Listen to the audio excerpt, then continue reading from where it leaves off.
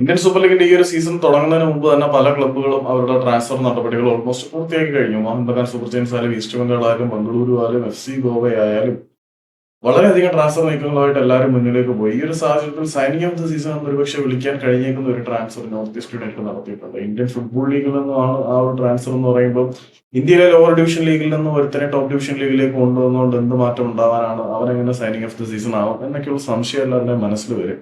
എന്നാലും ഞാൻ മനസ്സിലാക്കിയതിൽ വെച്ച് ഈ വർഷം വന്ന ഏറ്റവും മികച്ച താരങ്ങളിൽ ഒരാളാണ് അന്റോണിയോ മൊയാനോ എന്ന് പറയുന്ന താരം.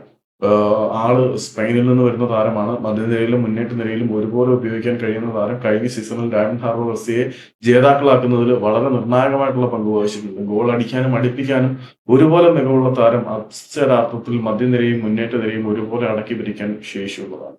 നോർത്ത് ഈസ്റ്റ് യുണൈറ്റഡിനെ സംബന്ധിച്ചിടത്തോളം അവരുടെ അനുഭവ സമ്പന്നനായിട്ടുള്ള പരിശീലകരും ടീമും ചേരുമ്പോൾ മൊയാനോ അതിഭീകരമായിട്ടുള്ള ഒരു ത്രട്ടായി എതിർ ടീമുകൾക്ക് മാറാനുള്ള ചാൻസ് ഉണ്ട്. സോ മേ ബി ഇതായിരിക്കും സൈനിങ് ഓഫ് ദ സീസൺ ഈ സീസണിൽ.